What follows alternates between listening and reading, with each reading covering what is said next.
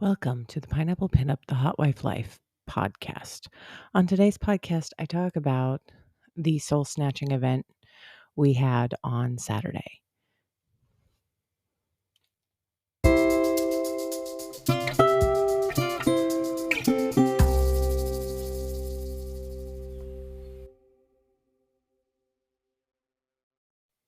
Any party day for me starts with a to-do list.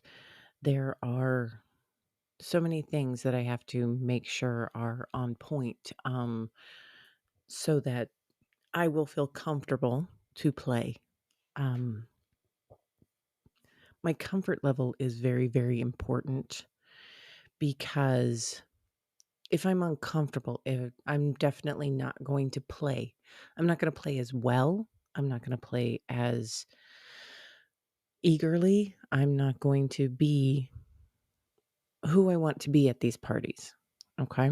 So my to-do list starts with how long ago was it that my hair got done? How long ago was it that I had a wax? I have to go to the nail salon and either get my feet and my hands done or just my feet done. I have to go to, um, I have to stagger my eating so that I am not hungry, but also not just ate before I got there. And probably the most important thing that I have to do before any party is hydrate. Um, Hydration is so important that my husband actually before this party that we had gave me a list of the fluids I was supposed to intake. It was a glass of orange juice, 3 full Stanley cups of water, all before the party started. So I had hours to do it, and I didn't quite make it. But I had supplemented with other things. Like, for example, I had the orange juice and I drank a cup of coffee. And then I had 1 Stanley full of water. But then I had to go to the nail salon, and the nail salon ended up taking me so freaking long that I was only partway through the second one. So after the nail salon, I got home and then I had to go and take a bath and get everything else all prepped up. Make sure that I had shaved my legs, make sure that, everything was the way I want it to be before I go to a party. This is me. This is about making me feel comfortable in my own skin so that I am not um crazy. So I'm not in my head. So I'm not self-conscious.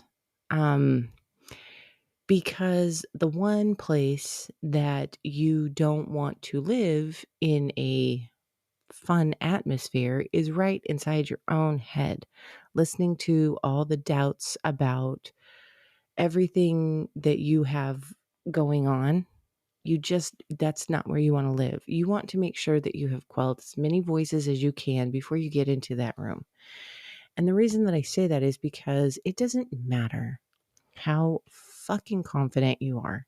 It doesn't matter how um wonderful and brilliant and beautiful you are, or handsome, or when you're in that room, you have to be present in the room and not inside your head where your head can talk to you about all of the flaws it finds within you, especially in comparison to everyone else.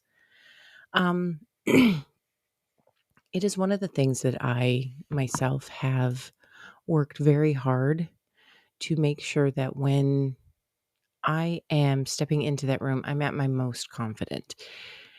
And when I'm in those rooms, I am very confident. I am very in the moment, take charge, do what I went there to do, I'm in that space, and I am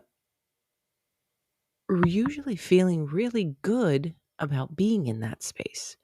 And I'm not thinking about, the fact that when I got into the bathtub, my toenails got screwed up. I'm not thinking about when I, I'm not thinking about all the other things that I could possibly be thinking about. I'm in that moment, in that space, just being present, which is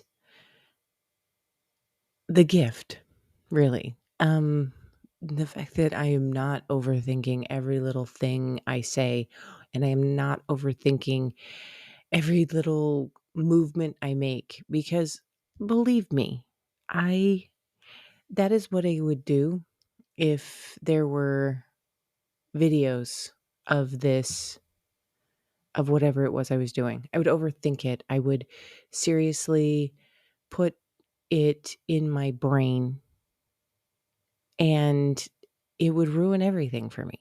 It would literally make it so that I was incapable of being part of the moment. And that doesn't have anything to do with anything other than the fact that that's the human condition. Anxiety, overthinking, regrets, it's all part and parcel of being a human. And when I allow myself to just be present in the room and not think and not dwell and not ruminate, it makes it so that I have such a much better time. That is why, and believe me, there have been moments when I'm like, oh my gosh, I hope my leg's not too stubbly. And it takes me out of the moment and makes me not present with the person who I'm playing with. And that's not fair to that person. And it's not fair to me. And it's not fair to, put that rumination or idea of ruminating, because I'll be honest with you, it usually doesn't happen when I am at a party, but it sometimes does happen when I'm with like a bull. And I am really um kind of freaked out a little bit when that happens. Like, I can't let it um overwhelm me. That's one of the things that as a human I'm trying to overcome and not allow it to intrude, because when it does intrude, it takes me a beat to bring myself back to the pleasure. It takes me a beat to find my center back in the present. And all of that to say that when you are in these situations, in these rooms, experiencing this type of interaction and play, the place you need to be mentally is in that room, which is why my to-do list is so very fucking long. My to-do list gets longer every fucking party. Um, I have to make sure X, Y, and Z is taken care of. I have to make sure that I got makeup. I got to make sure that, and my outfit choice has to be on point. It has to be um, on brand with the party atmosphere. There's so many things that I end up checklisting that it becomes it becomes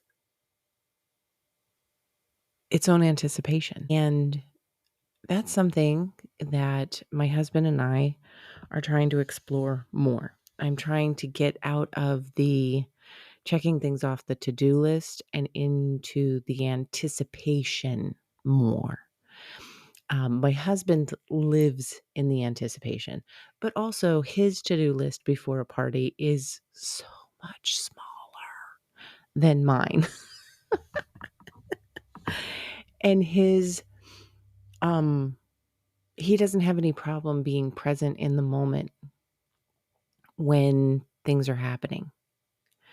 So this is really an exercise for me to become more anticipatory of the adventure, more playful for the upcoming in for the upcoming thing, for the upcoming party or the upcoming interaction. This is me taking the time to get more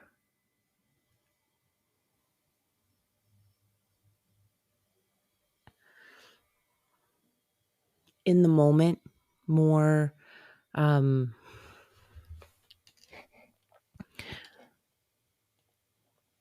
this is me taking the time to actually spend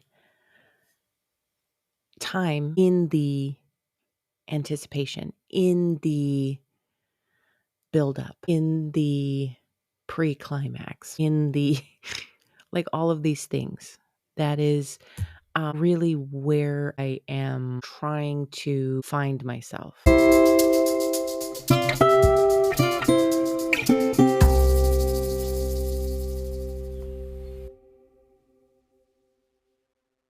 We had a party over the weekend. It was a soul snatching gangbang event. Um, it was entitled such because there's something really awesome about making a man come in situations like that. They don't necessarily want to, but sometimes they just can't help themselves. And when you take it from a man like that, when you make a man come like that, it really does look like you've snatched their soul from their body. So that was the premise behind the party that we were having this weekend. We made some epic mistakes. We also made some weirdly workable blunders. Um, we decided to have the party a week before. It was something where we were discussing what we wanted to do since we had missed out on the hotel takeover parties and we'd just gone to a couple of local things. And I kind of like one of the things that is really difficult is as you move through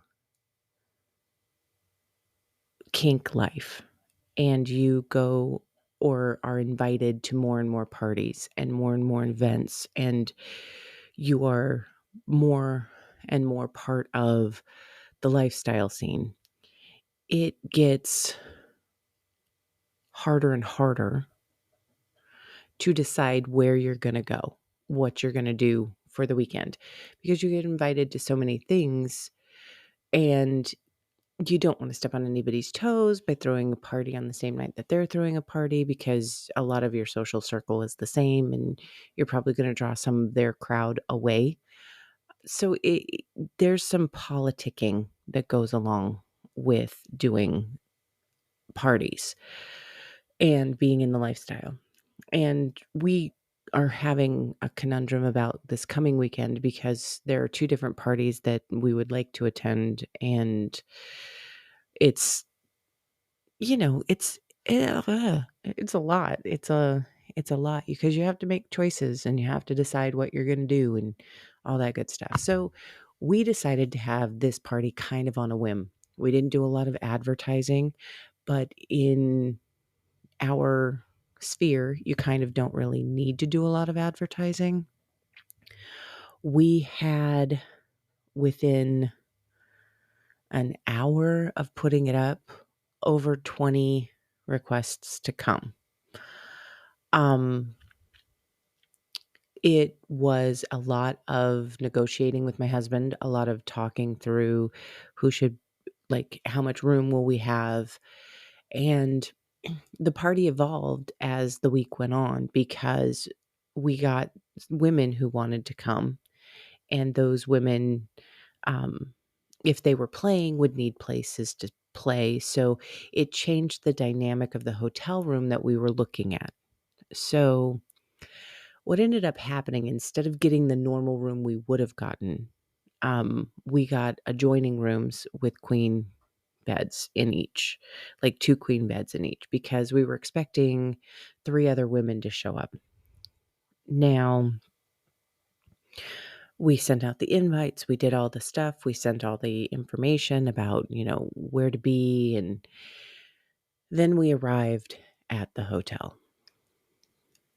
Now, there are very few things that can go wrong with room placement. Because most of the time you get a room and it's like, whatever, and then everybody just kinda shows up there and ta-da. The one thing you kind of don't want to announce to the hotel staff is that you're having a party. You don't want it to be necessarily known. Um, but the adjoining rooms that we got were within eye line of the front desk. Anybody standing at the front desk, anybody working at the front desk was going to be able to see any and everybody who walked into that room. So my husband quickly pivoted and started sending out messages that maybe this wasn't the best hotel room to be having the party in, and that we would completely understand if anybody wanted to not come. But we had probably 10 people tell us, "Oh, no, I'm on my way." Because my husband basically said, "My wife will still be here. My wife will still be playing." It was a really good time. It was a really good, basically, where we were, it was the door had a complete shot into the room. Anything going on in the room was going to be completely noticeable if you opened the door. Now, we did have adjoining rooms, so there was one room that we kind of used for play, and then one room that we kind of used as just staging, where everybody kind of just lounge around. But there was really no place to lounge around because there were 2 chairs in the room. One was like an armchair, and the other was like a desk chair. And there were 2 chairs in each room.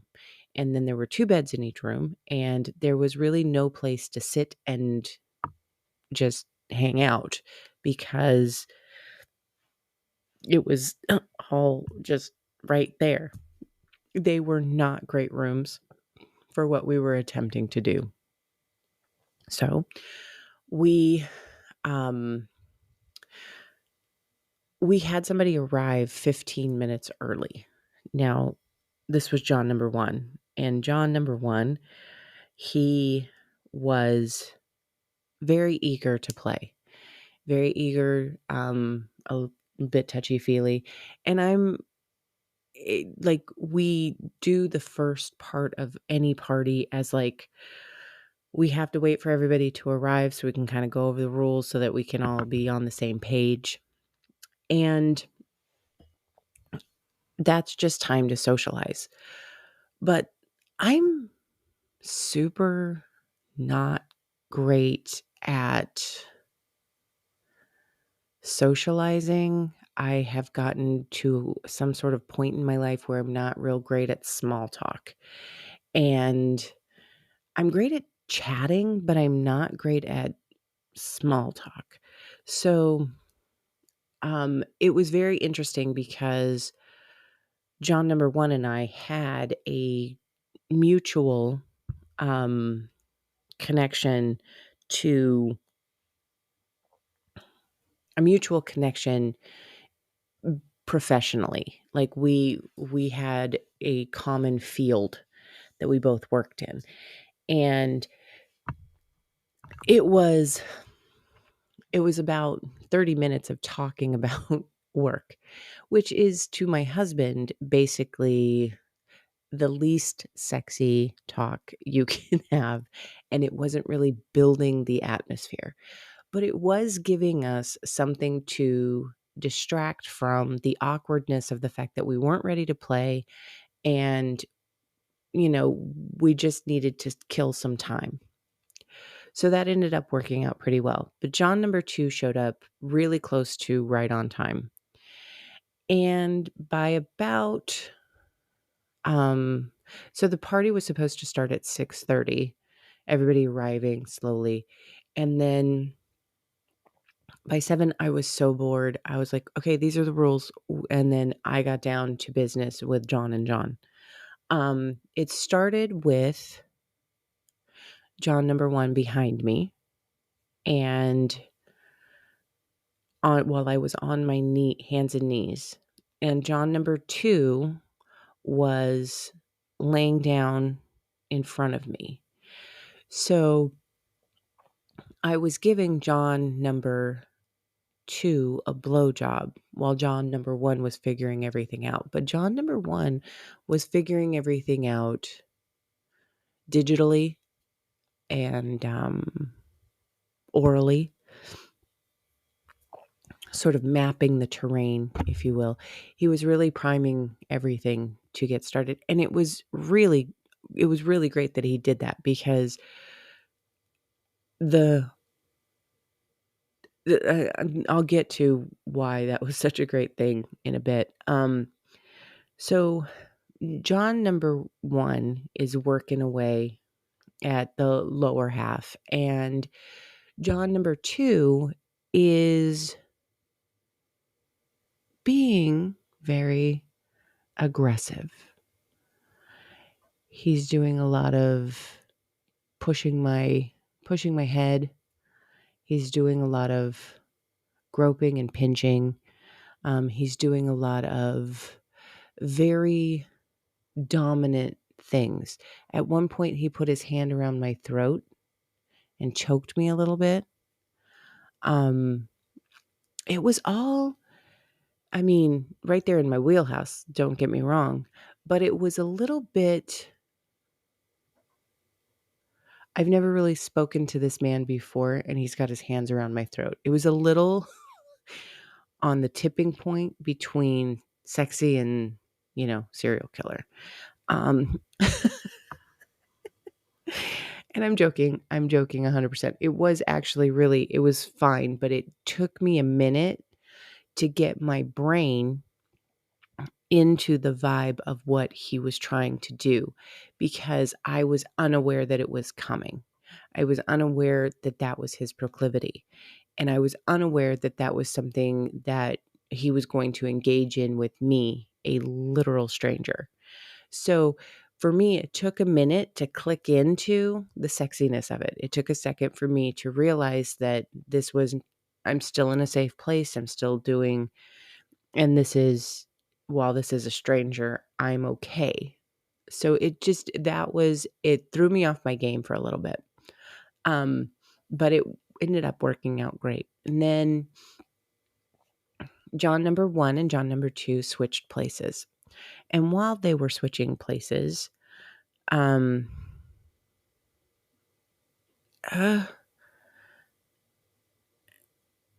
Q showed up. So did Jay and Kobe and Kilo. So all of a sudden there's a lot of men there. There's a lot going on. I have a cock in each hand. I am, getting fucked by X, Y, and Z. And at certain points, like, I have to rotate. I have to flip like a fucking pancake because if you're on your knees for too long, it starts to wear out your elbows and your shoulders. So you have to flip over. And for some reason, I was really feeling the Pillow Princess vibe. There was something about the cock's in my face from above, allowing me, to use my hands, um, and just the positioning of my lower body was making it so that I was able to come a lot. And I John number 2 has taken over, and I decide that I'm c I'm getting close. And so I take one of my hands and I use it to stimulate my clit. And in so doing, I set off an orgasm. And I said to John to pull out. And when he did, he pulled out at exactly the right moment for his dick to become the catalyst for the fountain. And he ended up super soaking my hand, my arm, my thigh, my face, and part of the wall. Yes, it was his fault because I don't do that when I'm by myself. Okay. And no matter how many times I try to use that excuse, nobody's buying it. It's always my fault. Whatever. So, anyway, so then, like, now it's just going to be rotation. I think the next person to step up to the plate is going to be Kilo. And Jay's there, and then Kevin shows up, and Kevin's like, "Hey, your husband told me to tell you that I'm Kevin." And I'm like, "Hi, Kevin. I'm," and so I ended up giving Kevin a blowjob, and then while I'm giving 2 blow/hand jobs while I'm being fucked, and it is occasionally I'm gonna have to let go of a dick so that I can manipulate the clit. And so it's kind of like this constant ever changing rotation of where I'm stimulating and who I'm stimulating. Um, it was for a very long time just me, and I think it ended up being 9 guys. Hold on, I'm counting. Bear with me. John 1, John 2, Howie, yeah, Howie, no, Kevin, yeah.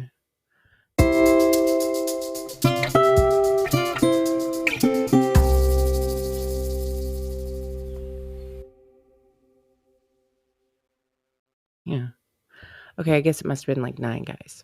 Okay, so it's me and 9 guys for a very long time at this party.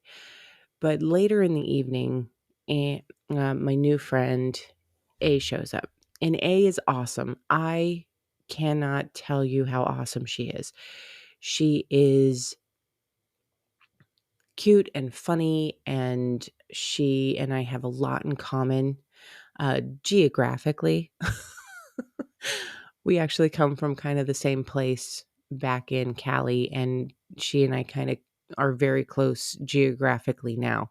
So we're just always just kind of very close to one another. So I ended up talking to her when she finally showed up. Like, I had literally gone through, like, I mean, okay. So at some point, Jeff showed up, and Jeff, yum. So, like, there was no point at which I didn't have every person there's dick in my mouth or in my pussy. It was very, it was a, it was a constantly rotating. But I think the most important thing about this particular party is that Everyone needed a poncho. Not one person got out without being in the splash zone. It was epic waterworks. And I'm not talking like this was literally me squirting everywhere. I ruined a bed and 2 towels, and I started on a third. Um, but there was no hope for it. Um, and what's really funny is A and I were talking for a very long time, and it kind of brought a lull to the party. It brought this lull in the momentum, and everybody just sort of like kind of sat around and started chatting. A was still dressed, and we were talking and talking and talking, and we were getting to know one another, and we were having a really good time. And everybody was contributing to the conversation, and we were all kind of just standing around, and I'm completely naked. And finally, after a while, I was like, I'm going to put on a robe until we get this thing back into gear. But the nice thing about doing something like that, where you pause in the center, where you pause to relate, find interesting moments. The best part about that is that it kind of gave everybody time to just relax and start having fun at the party and tell jokes and tell funny stories and give some experiences of our lives and kind of give everybody a chance to not only get to know each other biblically, but kind of get to know each other traditionally. It was such a great time. It was fun and it was laughter and it was really, really good. And my husband kept floating in and out and he kept looking at me. And I'm like, finally, I got up and I went to figure out what it was that he wanted to talk about. And he wanted me to get the party started again. So A had gone into the bathroom and started removing her accoutrement. And so it was time to get the start party back in motion. And so we did. And she was having fun on her bed and I was having fun on my bed. And then she made a choice and she said, "Do you mind if I join you on your bed?" And I said, "Not at all." This was a decision that was made by her in the moment because it does bring a lot of chemistry in that moment, having everybody on the same bed. It is so much energetic fucking, and it is so many body parts, and it is so much skin, and it is so much, there are 2 women right there, and there are so many men around them, and it's very visually and mentally stimulating for that scenario to be going on. And she and I are touching one another, we're connecting and giving each other just a little bit of female energy that brought more to the scenario. And she was sitting up against the headboard when Jeff and I were playing. And Jeff does the thing. And he made me come so hard that literally I showered her. He Jackson Pollocked the frickin' headboard. He sprayed the pillows. Like we we made a mess, and there was nobody safe from from the spray that night. And it was amazing. And it was really funny because I don't think that A knew what was coming. I don't think A knew that that was something that I did. And because of the fact that that is something that I do, I don't know that she was prepared for it the way that the guys were, because the guys had all been kind of part and parcel and they'd all been kind of there. But I think some of the most interesting things that happened that night were through conversation. I found out that Q was a listener, and we had never hooked up at the same parties, despite the fact that he'd gone to parties that I would have been at had I been in town. So he and I had just constantly been missing one another. And so, but he told me he was a listener and he really enjoyed that. And I'm like, that always blows me away. The fact that people actually listen and that they seek out opportunities to have conversations with me or, more. That is always um, that's incredible to me. So Q and I ended up having just like, oh my God, it was awesome. It was really awesome. And of course, he knows Jeff because he's been to many of the same parties that Jeff has been to, because Jeff goes to the same kind of parties that I go to. So we're in the same circles. And it was just really funny because we got to talking about when people listen to the show and the fact that I have had many people tell me that I'm going to listen on my way to work, and I'm always like, that's a really brave move, um, because it it's going to be a whole day of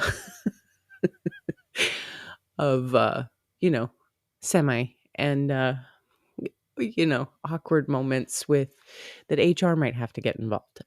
So we actually were talking about that, and we were telling jokes about the fact that Jeff actually listened to a couple of the episodes on days that he really shouldn't have, and he's like, "Yeah, I'll be with you in a minute." But yeah, it was so much fun, and the jokes were flying, and it was a lot of community and shared experiences, and it was really just freaking awesome. And as the night was wrapping up and people were heading home, it was just more and more camaraderie. Um it was more community. I mean, there's really no other way to say it. It went from something that we were expecting to be horrible because the room was just not right for what we were trying to do, to being a very intimate and delightful evening with everybody who came having such a fabulous time. I was very impressed with the level of fun that we all had, and the variety and the um, intensity. At one point, I did use my ice cream cone. I have a mini vibe that we call the ice cream cone. I was using the ice cream cone on A while she was playing with a couple of different people, and that was a lot of fun, but then my ice cream cone died. So I'm gonna have to charge that for the next one. But it was so great to meet this fun and vivacious woman who wanted to play and wanted to be part of it. And it was funny because she was actually the last party I went to where she showed up. Um, and then she was standing by the door and everybody's like, "You want to play?" And she was like, I just got here. Give me a minute." And then she went into the other room. And when she went into the room, everybody sort of migrated that way. So I was like, I'm out. I'm going to go get a sandwich. And she and I talked about that at we talked about that at my party. We talked about the fact that when everybody went that way, it was too much time for me to think about how I was feeling and how I was like, "Oh, well, I'm a bit peckish. I think I'll go grab some food." So, I basically abandoned her to this room full of people, and they all thought that she was going to play with everybody. And she's not that like that. She's She won't just play with you because you've arrived. She has, like, she wants to play with who she wants to play with, and that's basically the thing. So she is really good people, and I am so incredibly, like, excited that I met her. I'm so excited that she lives close by. I'm very excited to see what kind of friendship we can build, because the best part about friendships in the lifestyle is there's none of that competition that you see. Well, actually that's not true, because everywhere there's still female competition. It still happens even when there's no need for it. Because I recently had an incident with another lady that I had been kind of friends with, that a competition element came in and sort of wrecked it, where now she's gone. And I mean, I understand entirely, um, that some people, it is a competition, and some people want people to like them better than they like other people. I am grateful that I have my husband, and that as long as I have my husband, I have that piece fulfilled. So it's not necessarily, but obviously that's not entirely true, because I went to a party with, and I've told you about that, where I went to a party and there was a lady there, and I was absolutely positive that she was going to have everybody with her. And then, but it ended up being a great night for me. So I'm learning more and more that while our base instinct is to be competitive, um, it really doesn't need to be. It doesn't need, especially in lifestyle, it doesn't need to have competition. It's one of those things where there's tea everywhere, and someone is going to drink all the varieties of tea. There's somebody out there who likes the flavor of tea. So learning through this particular journey has been crazy cool.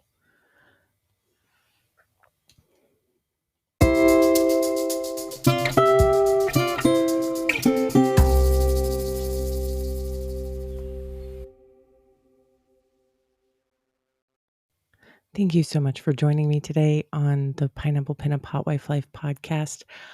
I am so grateful to all of you who are reaching out to me, talking to me about things that you liked, and sharing bits of your own story with me. If there's anything you'd like to share, anything that you'd like me to take, put out into the universe, because I am still looking for the apps that my Southern California listeners are using. I'm actually going to go to a source that I have in the area and see if she knows of anything, but I am still working on that. But if you have any suggestions for apps that they're using in Southern California, please let me know. And in addition, anything else that you guys want to talk about, share, please hit me up at pineapplepinuppod@gmail.com, or on any of my socials, which are located in the show's description. Thank you.